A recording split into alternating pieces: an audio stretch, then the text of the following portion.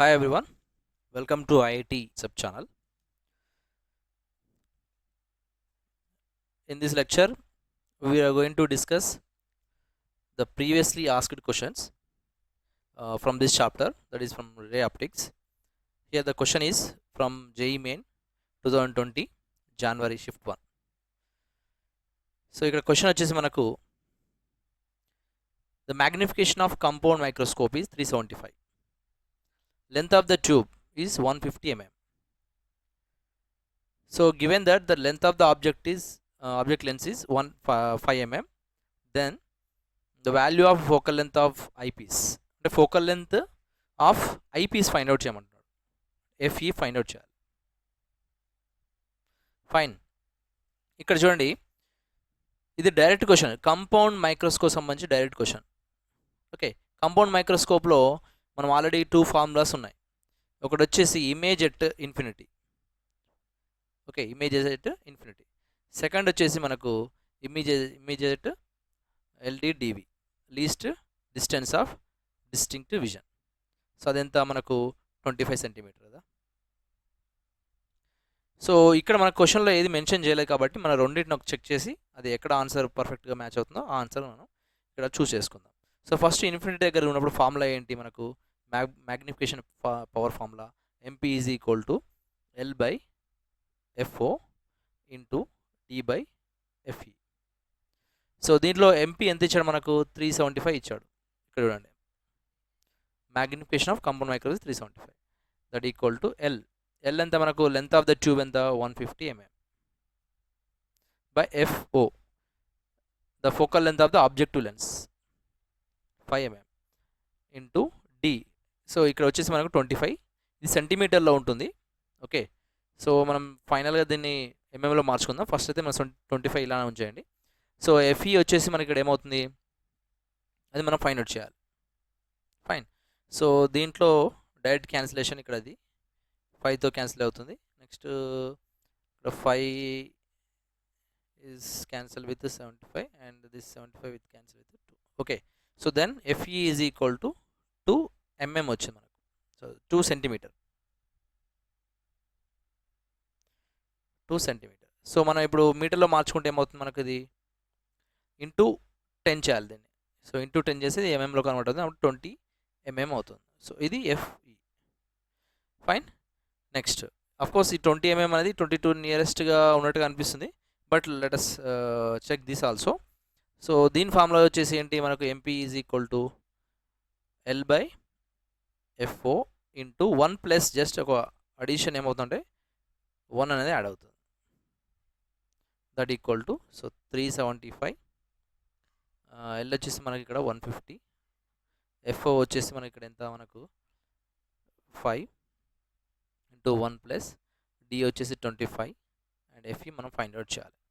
So దీని simple వచ్చేసి మనకి ఏమవుతుంది? ఇది 5 ఇక్కడ 3తో క్యాన్సిల్ అవుతుంది, 30. 375 డివైడ్ బై 30 ఇక్కడ వచ్చేసింది, 1 ఇక్కడికి వచ్చేసింది, -1 that equal to 25 by f e అవుతుంది. నౌ ఇక్కడ దీన్ని ఎల్సిఎం తీసుకుంటే మనకు 375 ఇక్కడ ఇంటూ 30 ఇంటూ అవుతుంది కాబట్టి ఇక్కడ 375 - 30 345 అవుతుంది, divide by 30 25 by f e. So మనకు కావాల్సింది ఎఫ్ఈ కాబట్టి ఎఫ్ఈ ఈజ్ ఈక్వల్ టు ఇక్కడ మల్టిప్లై అవుతుంది, ఇది మల్టిప్లై అయితే మనకు 750 వస్తుంది. ఎఫ్ఈ కావాలి కాబట్టి ఇది రివర్స్ అయిపోతుంది, అంటే 750 డివైడ్ బై 345. సో ఇది వచ్చేసి మనకు 2.17 సెంటీమీటర్లు ఉంటుంది. సో మళ్ళీ ఇక్కడ మనం ఎంఎంలో మార్చుకోవాలి కాబట్టి 2.17ని మనం 2.2గా రాసుకోవచ్చు నియరెస్ట్. సో దీన్ని ఇంటూ మల్టిప్లై చేయండి 10 తోటి, అప్పుడు మనకి 22 mm అవుతుంది. ఇది వచ్చేసి మనకి ఏంటి? ఎఫ్ఈ. సో ఇక్కడ ఆన్సర్ ఎగ్జాక్ట్గా మనకు ఇక్కడ 22 అంటే సెకండ్ ఆప్షన్ తోటి కరెక్ట్ మ్యాచ్ అవుతుంది కాబట్టి second is the correct answer. So ఈ క్వశ్చన్కి ఈ విధంగా సొల్యూషన్ చేయాల్సి ఉంటుంది. నెక్స్ట్ క్వశ్చన్ చూద్దాం. అలానే here one more question from JEE Main January 2020 shift 2. ఇక్కడ క్వశ్చన్ చూడండి, ఇది కూడా డైరెక్ట్ క్వశ్చన్ ఉంది. Focal length of convex lens in air is 16 cm. Glass refractive index వచ్చేసి 1.5. Now the lens is submerged in a liquid of refractive index 1.42. Find the ratio of focal length in medium of focal length in air has closest value. So ఇక్కడ మనకు ratio find out చేయమన్నాడు. Find the ratio of focal length అన్నాడు of medium to focal length of air. So ఇక్కడ వచ్చేసి question focal length FM by focal length of air, ఈ రెండింటికి ratio find out చేయాలి. So first of all మనకు కావాల్సిందంటే formula ఏంటి, 1/FA is equal to μg by μA minus 1 into 1/R1 minus 1/R2. అట్లానే medium సంబంధించి formula 1/FM is equal to μg by μm minus 1 into 1/R1 minus 1/R2. ఇవి first మనకి ఇక్కడ ఏం చేద్దాము, ఈ రెండింటికి రేషియో ఫైండ్ అవుట్ చేద్దాం. సో ఇది మీడియం సంబంధించిన ఫోకల్ లెంత్ ఫార్ములా, ఇది ఎయిర్కి సంబంధించిన ఫోకల్ లెంత్ ఫార్ములా. సో ఈ ఈక్వేషన్ బై ఈక్వేషన్ అంటే ఇది సపోజ్ 1 అనుకుందాం, దీన్ని 2 అనుకుందాం. 2 డివైడ్ బై 1 చేయండి ఇక్కడ.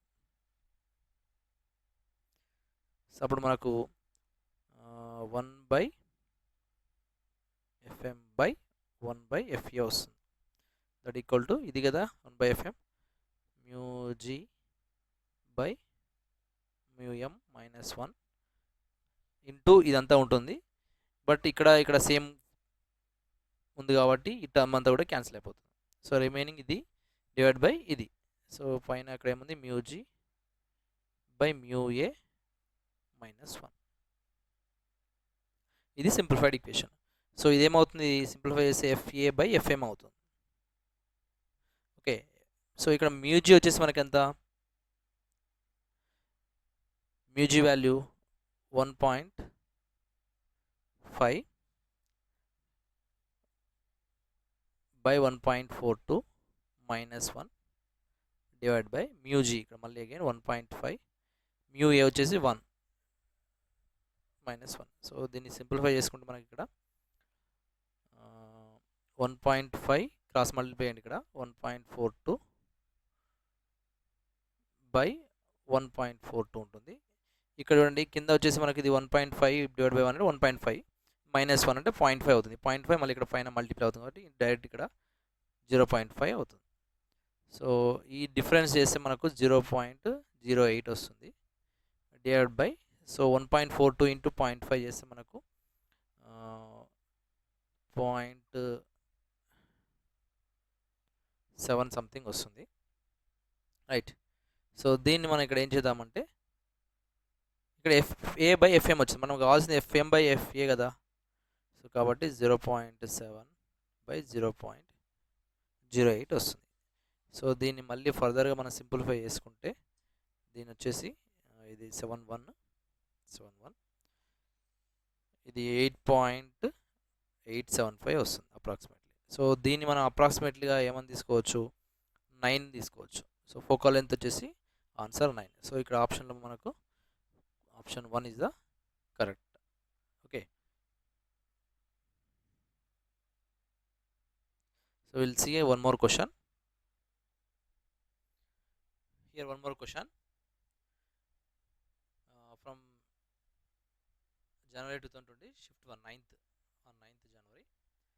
2 immiscible liquids of refractive index √2 and 2√2 are filled with equal height h in a vessels. Then the apparent depth of bottom surface of the container given that outside medium is air. అంటే చూడండి ఇక్కడ మనకు వచ్చేసి 2 vessels ఉన్నాయి, వీటి height ఇది ఒక vessel, ఇంకొక వెజల్ ఒక హైట్ ఈక్వల్, ఇది హై హెచ్ అనుకుందాం, దీన్ని కూడా హెచ్ అనుకోండి. ఓకే, సో దీని రిఫ్రాక్టివ్ ఇండెక్స్ మ్యూ వచ్చేసి √2, దీని రిఫ్రాక్టివ్ ఇండెక్స్ 2√2. ఇంకేమి ఇచ్చాడు దీంట్లో మనకు, then the apparent depth of bottom surface of the container given that the outside medium is air. So మనకు పైనటువంటి ఇదంతా కూడా ఏంటంటే అవుట్ సైడ్ వచ్చేసి మనకి ఇదంతా ఎయిర్ అంటున్నాడు. Apparent depth of the bottom surface అంటే ఈ అపరెంట్ డెప్త్ ఏంటి, ఈ బాటమ్ సర్ఫేస్కి అపరెంట్ డెప్త్ ఏంటి అంటే, సో మనకి టోటల్గా మనకి ఇక్కడ ఉన్నటువంటి ఈ 2 బ్లాక్స్ నుంచి మనం ట్రాన్స్మిట్ అవ్వాలి, రైట్. సో దీన్ని టోటల్ డి అనుకోండి depth. So D is equal to general formula ఏంటి, దీనికి వచ్చేసి h/√2, అంటే సపోజ్ 2 ఉన్నాయి కాబట్టి ఇక్కడ ఎలా రాసుకుంటామంటే x1/μ1 plus x2/μ2 plus x3/μ3 ఇలా సో ఆన్ రాసుకుంటాం, రైట్.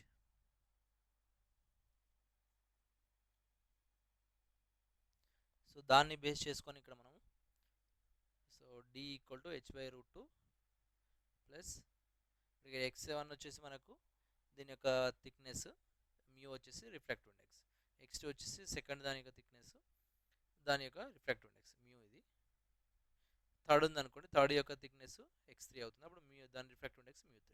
అలానే ఇక్కడ మనకు హైట్ h ఇచ్చాడు, థిక్నెస్ లేదా హైట్ అనుకోవచ్చు, దీని యొక్క రిఫ్రాక్టివ్ ఇండెక్స్ √2. ఇక్కడ వచ్చేసి మనకు సేమ్ మళ్ళీ హైట్ సేమ్ ఉంది, దీని రిఫ్రాక్టివ్ ఇండెక్స్ 2√2.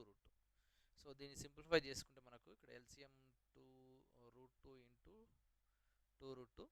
సో ఇక్కడ h కామన్ తీయండి పైన, h 2 ఇంటూ 2√2 ప్లస్ √2.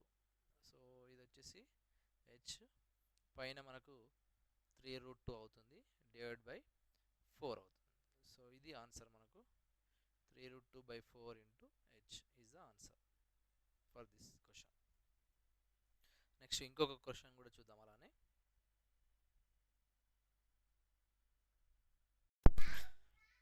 ఇక్కడ ఇంకో క్వశ్చన్ చూడండి, object moving away from concave mirror of focal length f starting from focus. The distance of an object from pole mirror is x. The correct graph of magnitude of magnification m versus distance x is. So ఇది చూడండి, ఇక్కడ మనకు 3 graphs ఇచ్చాడు, ఇందులో ఏది correct option అని అంటున్నాడు. ఇది గ్రాఫ్ 1, ఓకే, ఇది గ్రాఫ్ 2, ఇది గ్రాఫ్ 3, గ్రాఫ్ 4. సో ఇందులో మనకు ఏది కరెక్ట్ గ్రాఫ్ అనేది ఇక్కడ క్వశ్చన్. సో ఇది చూడండి, ఇక్కడ ఫస్ట్ ఆఫ్ ఆల్ మనకు ఒక కాన్కేవ్ మిర్రర్ తీసుకుందాం. ఇది కాన్కేవ్ మిర్రర్, ఓకే. ఇక్కడ P అనే ఒక ఆబ్జెక్ట్ ఉంది,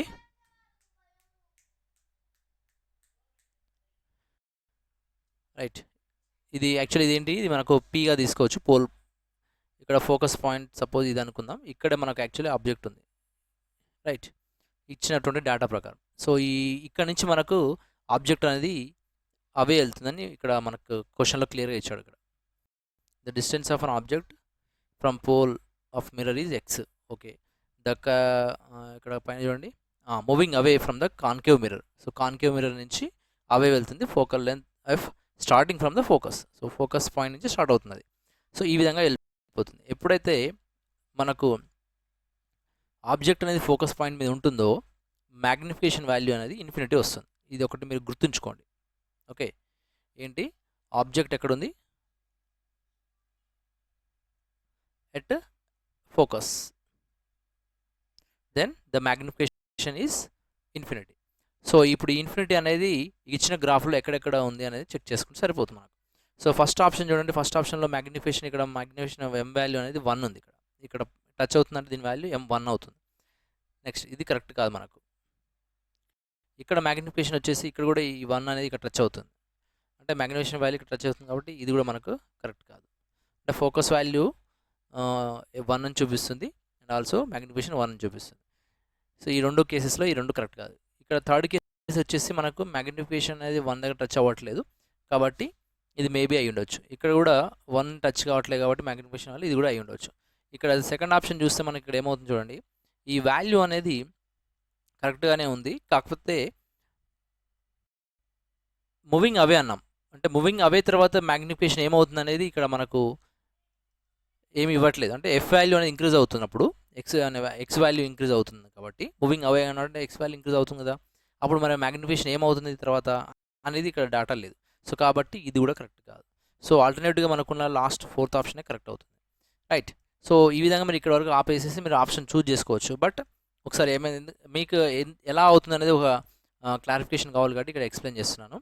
సపోజ్ మనకు మ్యాగ్నిఫికేషన్ ఫార్ములా ఏంటి, ఇక్కడ v/u and also equal to f/f - u కదా. రైట్. సో ఇక్కడ మార్ తీసుకుంటున్నాను, నేను మ్యాగ్నిట్యూడ్ తీసుకుంటున్నాను. సో ఇక్కడ వచ్చేసి ఎఫ్ వాల్యూ మనకు ఎఫ్ఏ, ఇది కూడా ఎఫ్ఏ. 2 వాల్యూ వచ్చేసి మనకి ఇక్కడ చూడండి, ఇక్కడ ఎఫ్ అనేది at F equal to 1 no magnification, M అనేది లేదు ఇక్కడ. And next F equal to 2F దగ్గర, సో అంటే డిస్టెన్స్ ఇక్కడ ఎక్స్ ఈక్వల్ టు 2F, అంటే you equal to distance, object యొక్క డిస్టెన్స్ 2F దగ్గర ఉన్నప్పుడు మ్యాగ్నిఫికేషన్ 1 అవుతుంది. సో ఇది కరెక్టేనా కదా, ఇక్కడ ఈ ఫార్ములాలో యూస్ చేస్తే సరిపోతుంది. అంటే యూ వాల్యూ వచ్చేసి మనకి 2F, ఇది 2F అనుకుందాం.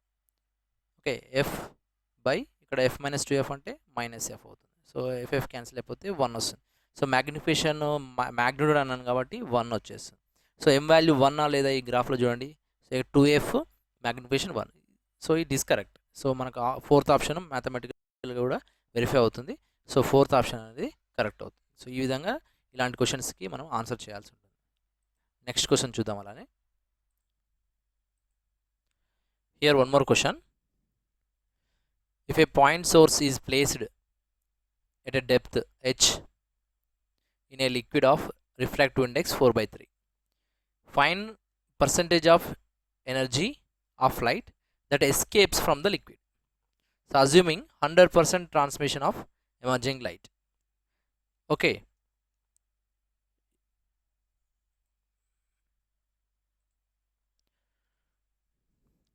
here see, ఇక్కడ మన క్వశ్చన్ ఏంటంటే ఒక పాయింట్ సోర్స్ అనేది ఉంది, placed at depth h.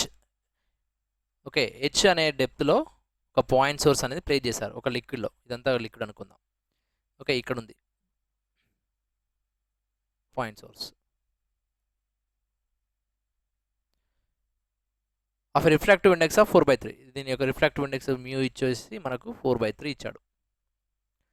Fine percentage of energy of light that escapes from the liquid. అంటే సపోజ్ ఇదంతా ఒక లిక్విడ్ అనుకుంటే, ఈ లిక్విడ్లో నుంచి మనకు కంప్లీట్గా ఎంత పర్సెంటేజ్ ఆఫ్ ఎనర్జీ అనేది ఎస్కేప్ అవుతుంది, అంటే ఎనర్జీ అనేది మనకు బయటికి ఎమిట్ అవుతుంది ఈ పాయింట్ సోర్స్ నుంచి, ఈ లిక్విడ్ ద్వారా బయటికి అనేది క్వశ్చన్లో అడుగుతున్నాడు.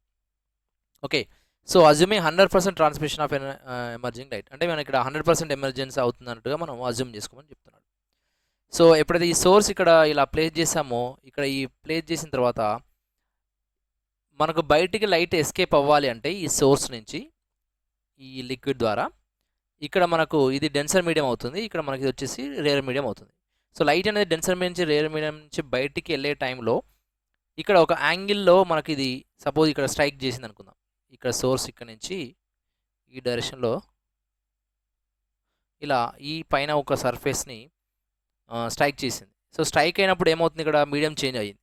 సో మీడియం చేంజ్ అయినప్పుడు ఇక్కడ చూడండి, ఇక్కడ అయితే లైట్ రే అనేది ఇక్కడ ఈ స్ట్రైక్ అయిన దగ్గర మనకు నార్మల్ తీసుకుంటే ఇక్కడ ఈ యాంగిల్ అనేది చాలా ఇంపార్టెంట్.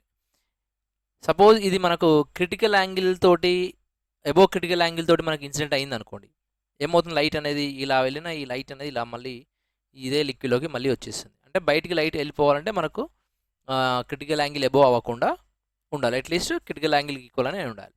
ఓకే, సో అప్పుడు మాత్రం లైట్ అనేది ఎమర్జెంట్ అవుతుంది. సపోజ్ మనకు ఇక్కడ ఇది క్రిటికల్ యాంగిల్ అయిందని అనుకోండి. ఓకే, సో దీనికి ఈ angle let it be theta అనుకుందాం. ఓకే, సో ఇదే యాంగిల్ ఇక్కడ కూడా టీటా అవుతుంది. రైట్, సో మనకి ఈ టీటా యాంగిల్ తోటి కంప్లీట్గా సరౌండింగ్ అంటే 3 డైమెన్షనల్గా మీరు ఆలోచిస్తే ఒక కోనికల్ సర్ఫేస్ అనేది ఫామ్ అవుతుంది. చూడండి, పైన మనకు ఒక ఇది వచ్చేసి ఒక స్పెరికల్ షేప్ లాగా, కింద కూడా ఇదంతా ఇక్కడ నుంచి సోర్స్ నుంచి మనకి ఇదంతా కూడా ఎలా అంటే ఒక కోనికల్ షేప్లో ఫామ్ అయిపోయింది. రైట్, సేమ్ ఇక్కడ కూడా టీటా, ఇక్కడ కూడా సేమ్ అదే అవుతుంది యాంగిల్ టీటా. రైట్, సో ఈ విధంగా ఒక స్ట్రక్చర్ ఫామ్ అయిపోయింది. సో ఇప్పుడు ఇది చూస్తే మనకు మనం ఇక్కడ సాలిడ్ యాంగిల్, స్పియర్ ఇవన్నీ తీసుకోవాల్సి ఉంటుంది. ఇక్కడ చూడండి, ఈ సోర్స్ అనేది ఇక్కడ ఉంది, ఈ సోర్స్ దీని చుట్టూ కూడా ఏమవుతుంది, లైట్ అనేది ఎమిట్ అవుతుంది కదా, అంటే ఒక స్పెరికల్ షేప్ ఫామ్ అవుతుంది ఇక్కడ దీని చుట్టూ కూడా. రైట్, సో ఇప్పుడు ఇది వచ్చేసి మనకు సాలిడ్ యాంగిల్ అయిపోయింది టీటా. సో సాలిడ్ యాంగిల్ని ఎలా ఫైండ్ అవుట్ చేయాలి, ఇప్పుడు మనం ఈ సాలిడ్ యాంగిల్ ఫైండ్ అవుట్ చేయాలి. అండ్ ఆల్సో మనకు అసలు క్వశ్చన్ ఏంటి, ఇక్కడ find the percentage of energy అన్నాడు. అంటే ఇలాంటి షేప్లో నుంచి మనకు ఎనర్జీ ఎంత పర్సంటేజ్ బయటికి ఎమిట్ అవుతుంది అనేది మనం ఇక్కడ క్యాలిక్యులేట్ చేయాల్సి ఉంటుంది. సో దానికోసం ఇక్కడ ఏం చేస్తున్నా అంటే percentage of energy that is emitting that equal to solid angle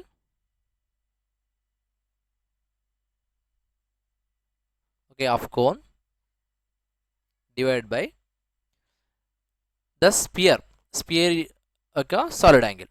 okay, so ఇక్కడ స్పియర్ తీసుకుంటాను, దాని యొక్క angle right into 100. So solid angle వచ్చేసి మనకు ఫార్ములా ఏంటి, 2πr² into 1 - cos θ divide by, so sphere యొక్క యాంగిల్ ఏమవుతుంది, సాలిడ్ స్పియర్ యొక్క యాంగిల్ 4πr² అవుతుంది. రైట్, దీంట్లో మనకు కాస్ θ తెలుసా అమ్మ, తెలియదు. సో బట్ ఇక్కడ ఇచ్చినటువంటి కాన్సెప్ట్ ఏంటంటే ఈ క్రిటికల్ యాంగిల్ అనుకుంటున్నాం కాబట్టి ఒక ఫార్ములా ఏమవుతుంది మనకు, sin θ ఈజ్ ఈక్వల్ టు 1/μ అవుతుంది. యాక్చువల్గా sin θ is equal 1/μ. ఇక్కడ మనం θ అనుకుంటున్నాం కాబట్టి sin θ ఈజ్ ఈక్వల్ 1/μ. సో 1/μ ఇచ్చాడు కదా మనకు ఆల్రెడీ, μ వాల్యూ ఎంత 4/3. సో ఇక్కడ మనం 4/3 సబ్స్టిట్యూట్ చేసి ఇది పైకి వెళ్ళిపోతుంది కాబట్టి 3/4 అవుతుంది. ఇది sin θc. మనకు కావాల్సింది కాస్, కాబట్టి కాస్ θ ఈజ్ ఈక్వల్ టు ఏమవుతుంది, √7/4 అవుతుంది. ఓకే, సో దీన్ని మీరు ఎలా క్యాలిక్యులేట్ చేస్తారంటే ఈ ఒక ట్రయాంగిల్ ఫామ్ చేయండి. Okay right, so sin θc అంటే ఏమవుతుంది మనకు అడ్జసెంట్ బై హైపోటెనస్ కదా, ఇది హైపోటెనస్ అవుతుంది, ఇది అడ్జసెంట్ అవుతుంది. సో కాస్ θc ఫామ్లో వచ్చేసి మనకి ఏంటి, అపోజిట్ బై హైపోటెనస్. సో దాన్ని బేస్ చేసుకొని పైథాగరస్ అప్లై చేస్తే మనకు కాస్ θ వస్తుంది. సో ఈ కాస్ θ వాల్యూని ఇక్కడ సబ్స్టిట్యూట్ చేసుకుందాం. రైట్, నెక్స్ట్ ఇక్కడ 2πrలో మనకు 2πr² ఇక్కడ 4πr² ఉంది. ఇక్కడ ఇది క్యాన్సిల్ అయిపోతుంది, ఇక్కడ 2 క్యాన్సిల్ అయిపోతుంది. సో 1 - cos θc వచ్చేసి √7/4 డివైడ్ బై 2 అయిపోయింది. సో పైన ఎల్సిఎం తీసుకుంటే 4 - √7/4 వస్తుంది. 4 × 2 8 అవుతుంది. సో దీన్ని సింప్లిఫై చేయండి, మీకు ఆన్సర్ వచ్చేసి 17% అప్రాక్సిమేట్లీ వస్తుంది. సో ఇది మనము ఇలాంటి ఈ క్వశ్చన్కి ఈ విధంగా ఆన్సర్ చేయాల్సి ఉంటుంది. Okay, the answer is 17%. So one more question also we'll see.